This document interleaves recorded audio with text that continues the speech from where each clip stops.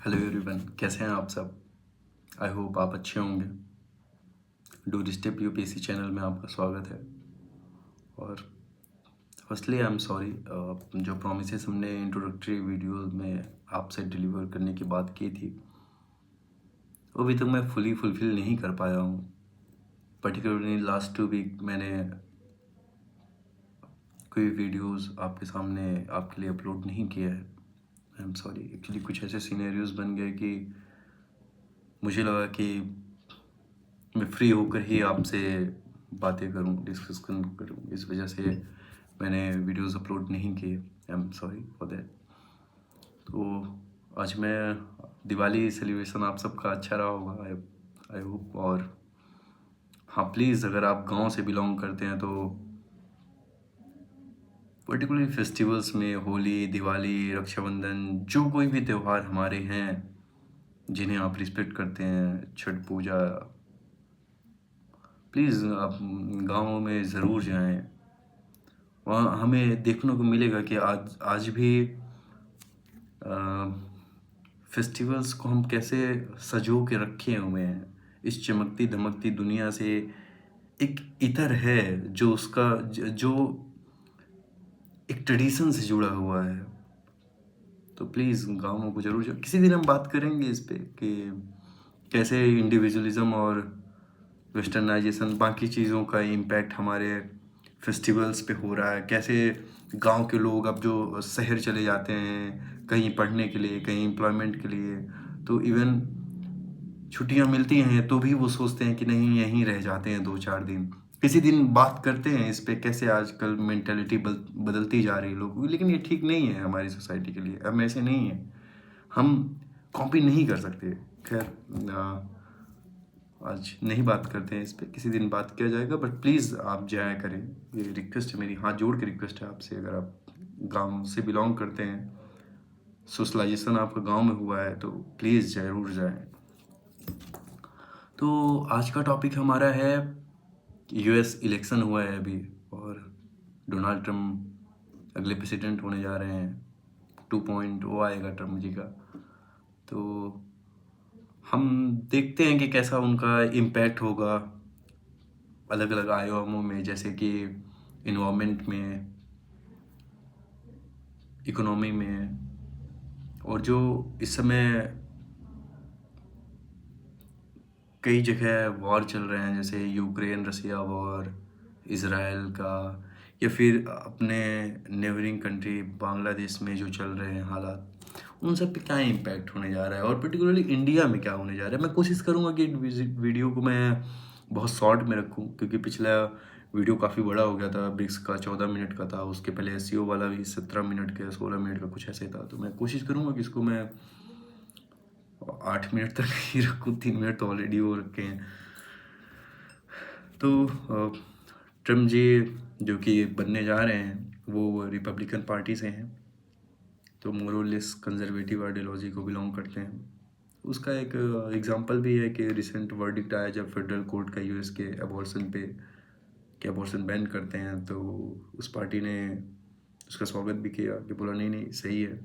तो वो ideology show करती है चीज़ें। खैर, उस पर बात नहीं करते हैं, बात ये करते हैं कि कैसे ट्रम्प की प्रोटेक्शनिज्म पॉलिसी जो है कि यूएस को ही बढ़ावा देना, यूएस के मैन्युफैक्चरिंग को बढ़ावा देना, वहाँ के लोगों को एम्प्लॉयमेंट प्रोवाइड करना, और इमिग्रेंट्स जो हैं जैसे बाकी कंट्रीज से गए हुए लोग हैं, उन H1B1 वीज़ाज़ वगैरह लेके उनको किस तरह से ट्रीट करना, तो ये कहीं ना कहीं प्रोटेक्शनिज्म को बढ़ावा दे रहा है, जो कि already weaponisation of supply chain, trade war, ये सारे सिनेरियो वर्ल्ड में चल रहे हैं ऑलरेडी।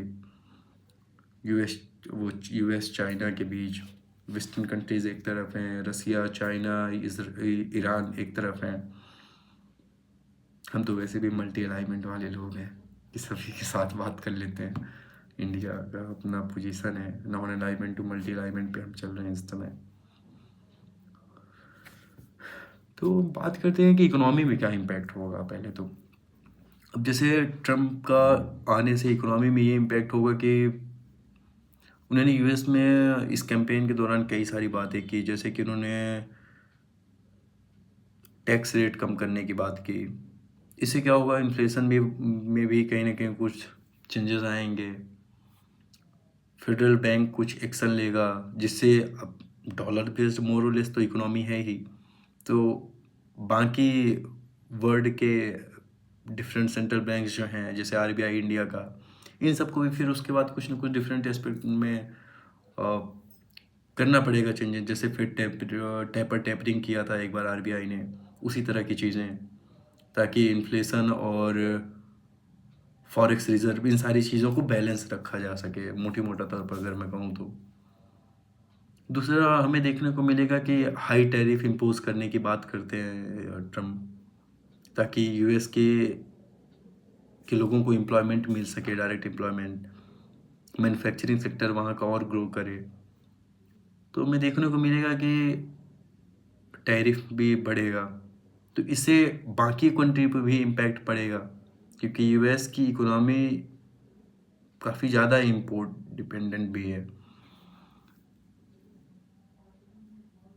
तो वहीं दूसरी तरफ अब इसको हम इंडिया से अगर जोड़ें तो इंडिया को भी प्रेशराइज कर सकते हैं। जैसे कि एलन मस्क का उनका इस टाइम अच्छा चल रहा है, तो जैसे हमारे यहाँ मिनिस्टर्स होते हैं, कैबिनेट मिनिस्टर्स, तो वहाँ सेक्रेटरी बनते हैं, तो हो सकता है कि ट्रम्प के साथ रहे हैं एलन मस्क इस बार, तो कोई किसी न किसी डिपार्टमेंट का उनको सेक्रेटरी बनाया जाए, तो हो सकता है कि वो इंडिया को प्रेशराइज करें टेस्ला की लॉन्चिंग के लिए। चाहते तो हम भी हैं टेस्ला आए, स्टारलिंक आए, बाकी चीज़ें आएँ, बट हमारी एक अपनी कंडीशंस हैं। हम भी चाहते हैं कि हमारी इंडस्ट्रीज़ जो है, इंडिया की इंडस्ट्रीज़ जो हैं, वो भी सनराइजिंग इंडस्ट्रीज़ हैं, इतना हम मैच्योर नहीं हुए हैं, तो हम उन्हें प्रोटेक्ट भी रखना चाहते हैं। अब टेस्ला आके कहीं ऐसा ना, हमें कभी कभी फील होता है कि हमारा मार्केट ना डिस्टॉर्ट कर दे, तो हो सकता है उस चीज़ के लिए हमें प्रेशराइज करें कि हम उन्हें और रियायत दें, वो छूट दें, ताकि टेस्ला वगैरह स्टारलिंक ये सब अच्छे से ऑपरेट कर सके इंडिया में। अभी तक तो है नहीं इंडिया में टेस्ला का। मैन्युफैक्चरिंग में भी टैरिफ ड्यूटी वगैरह बढ़ेगा, तो इंडिया को भी अपने डोमेस्टिक मार्केट पे कंजप्शन बढ़ाना पड़ेगा। कंजप्शन के साथ साथ हमें प्रोडक्शन भी बढ़ाना पड़ेगा, क्योंकि हमारा मैन्युफैक्चरिंग आज भी लैग कर रहा है, तो उसे भी हमें ध्यान देना होगा। और ट्रेड वॉर तो ऑलरेडी चल रहा है। हाँ, एनर्जी वगैरह में ट्रम्प की हमें हेल्प अच्छी मिल सकती है, जैसे इन्होंने लास्ट टाइम किया भी था एलएनजी पोर्ट पे, जब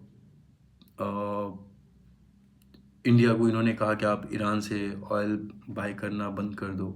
उस टाइम पे एलएनजी इंपोर्ट इंडिया ने किया था यूएस से।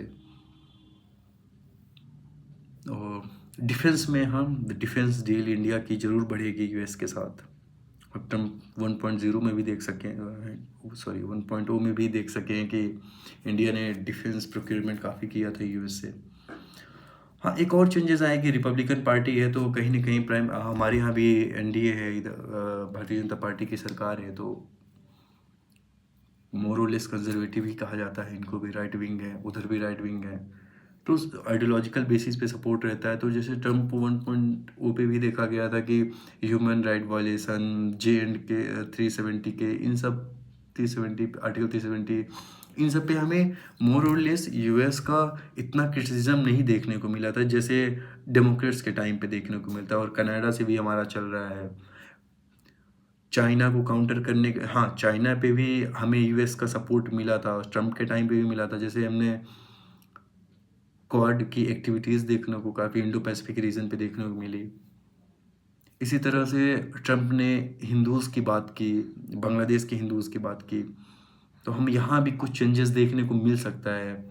पाकिस्तान के साथ हो सकता है हमारे रिश्ते और बेहतर हो सके। हालांकि इस पे SC और ब्रिक्स का भी एस्पेक्ट आता है, वो हम ऑलरेडी बात कर रखे हैं। लेकिन मोटी मोटा तौर पर अगर हम कहें तो ट्रम्प की पॉलिसी जो रहेगी वो इंडिया के फेवर में रहेगी। ट्रेड के रिलेटेड चीज़ों को छोड़ के, पर्टिकुलरली मैं एनर्जी, डिफेंस और ह्यूमन राइट्स वगैरह के एस्पेक्ट पे बात कर रहा हूँ, इंडियाज़ फॉरेन पॉलिसी पे बात कर रहा हूँ, तो सपोर्ट हमें देखने को मिलेगा जहाँ तक मेरी समझ है। और थोड़ा बहुत जो देख रखा है, पढ़ रखा है, सुनने को मिला है। वहीं अब क्लाइमेट पे बात करूँ तो पेरिस एग्रीमेंट से ऑलरेडी यूएस ने विड्रॉन कर लिया था खुद को, ट्रम्प 1.0 में ही, फिर डेमोक्रेट्स दोबारा इंटर किए, जो बाइडन उस टाइम थे, हैं भी, सॉरी। तो हो सकता है कहीं फिर से देखने को मिले, क्योंकि क्लाइमेट चेंज जैसी चीज़ों को डोनाल्ड ट्रंप बहुत एक्सेप्ट करते नहीं हैं। तो कहीं ऐसा ना हो कि फिर से जो इम्प्रूवमेंट हमें देखने को मिला है क्लाइमेट चेंज के कॉम्बैट करने में, हो सकता है फिर वो डिले हो। देखते हैं। बाकी मोरलेस इंडिया के लिए फेवरेबल ही रहना चाहिए।